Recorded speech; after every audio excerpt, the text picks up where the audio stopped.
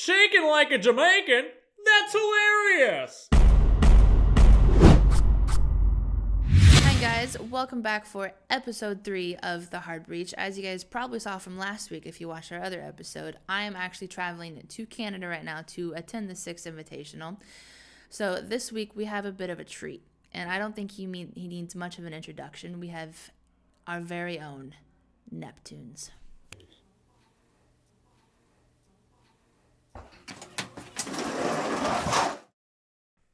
Hello, and welcome to The Hard Breach. I'm your special guest host, Supr, and joining me is the newest Susquehanna Sonic, number 9 on the jersey and number 1 in your hearts, Easilyy.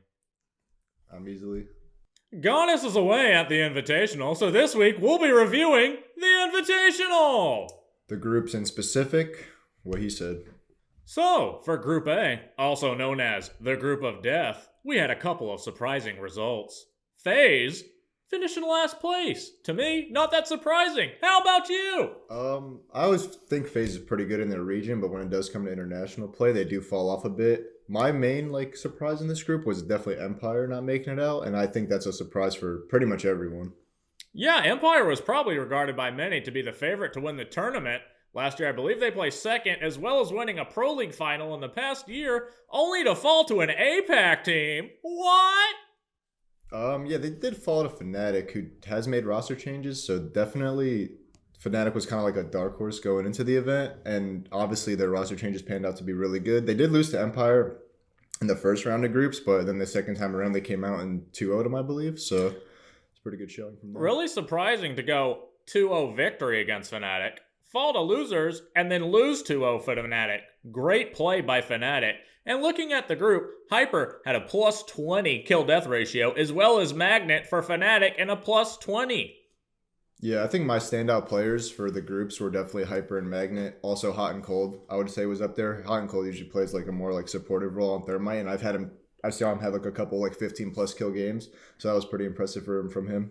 And now for Group B, with SSG, TSM, Rogue, and Na'Vi, kind of the way I expected, with both NA teams making it out. The real surprise has to be Rogue again, once again falling short at LAN. I don't know what's up with them.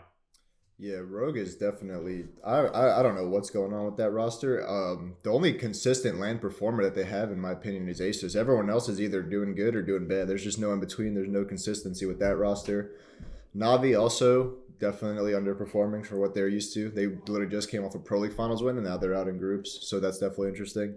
I will say SSG looking very strong. I think Rampy's probably the best player at the whole event right now. And then TSM also, even though Merc hasn't been playing as good as online, Bolo has been excelling, and Geo is always doing pretty well. Pojo's actually been stepping up as well, so TSM's kind of rolling right now as well. Rampy had a plus 30 kill-death ratio. Going back to Rogue, Aces had a plus 15 kill-death ratio.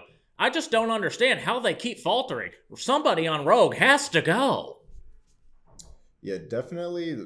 I'm not sure if it's a mental state problem or what it is with Rogue, but something has to change for those guys. I'm not sure what their issue is, because online they're one of the most dominant teams. If you watch them online, you would think they're one of the top contenders to win at the Invitational, and then they don't even make it out of groups. I don't even think... Did they even win a map? They won one map. I believe they won one map, and they came into the Invitational being undefeated in their European Pro League season. So really, we just got to figure it out, because it's not working. You know what sounds good to me? Aces to G2. Now on to Group C, otherwise known as the LATAM group, plus the Little Giants, and I call them Little because they did not show up. Big surprise in that group has to be Liquid falling to MIBR and not making out of groups. Liquid, which had to be one of the, favorites to win the entire tournament, just fell short. Nusk seemed to be the only player showing up. Yeah, Liquid came, I think, second in DreamHack Montreal, and then first at, what was that Croatia one? OGA Pit. So Liquid, pretty much in their last 2 international events, placed top 2, and now to not even come out in groups is pretty disappointing. Also, a lot of these teams were boot camping in NA, and we actually scrimmed a couple of these teams. So based off of scrimming these teams, I expected Liquid and Giants to make it out. I don't know what happened to Giants, but those guys were shaking like a Jamaican. Shaking like a Jamaican? That's hilarious! When it came to actually playing. So I was actually pretty surprised when NIP and MIBR came out, and I think part of the reason MIBR and NIP came out is because Liquid actually kind of struggles more in their own region than they do versus international teams. So I do think that does play a part in it. Yeah, going into the playoffs, NIP has to be considered one of the favorites. They have a strong 5 and a very aggressive playstyle that many other teams may not be used to.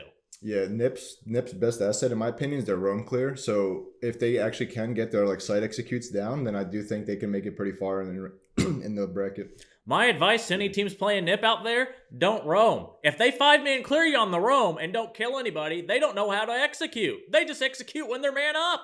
Just stay home. And finally, we have Group D, another group that may be somewhat surprising. I'm not sure if BDS or Rec was considered the favorite, but leaving the group, Rec had 2 players go plus 30 positive. They were plus 15 in opening kills and opening deaths, and I'm pretty sure they won more rounds than they lost overall, and yet still they're going home. I don't understand it. Yeah, if you ever want to learn how to throw a match, you should watch the way Rec played against BDS. That was definitely one of the prime examples of throwing away a match. Other games in that group, G2 I think has been playing really well. Sir Boss, actually, even though he hasn't been putting up the stats, overall as a team, they look a lot better than they have before. So I think G2 is looking pretty good, and also BDS is also looking pretty good, even though I think they should have lost to Rec on paper. I forgot to mention Wildcard, but hey, did anybody miss them? I did it. Looking at G2, I think if they had a little better performance from Sir Boss heading into the playoffs, they may be able to repeat as a final. It's interesting to consider what G2 may be looking like with Goga right now. You'd have to say they're the favorite with Empire out. Wonder if they're regretting that decision. Who knows? Now on to the playoffs, where we had 2 teams eliminated before they reached the main stage. In a shocking turn of events, G2 felt Fnatic in the first round of the playoffs, only then to be eliminated by Ninjas in Pajamas in the second round. That means G2, you're going home. Thoughts? I honestly thought that was pretty big surprise, but also coming into the event, I thought NIP was the best looking Brazilian team, so I'm not surprised they got eliminated by NIP. Kind of unlucky for G2 to have to play NIP in the loser bracket, but it's just how it happens sometimes. The Ninjas in Pajamas are killing, but they're sure not looking sleepy. The second team to be eliminated was MIBR, who fell short to the last remaining European team, BDS, led by the known cheater hacker, Shaiko. Thoughts?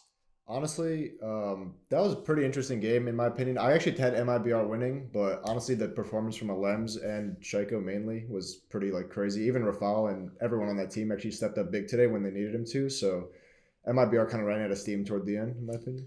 That leaves us 6 teams remaining to compete on main stage on Friday, with TSM and SSG competing in the winners finals. What do you think about that match? I honestly think that's going to be a hell match. The first time around, SSG got the better of them, but I always feel like at LAN, especially the second time you play a team around, you play a team. I feel like the team that lost the first time actually has the advantage, especially if it was a close game. But I think it does come down to the maps at the end of the day. It's hard to argue either of these teams. You could see them both winning, and honestly, they're probably going to rematch in the finals anyways. Now, on the loser side of things, that's right, if you forgot, for the first time in Invitational history, the playoffs are double elimination.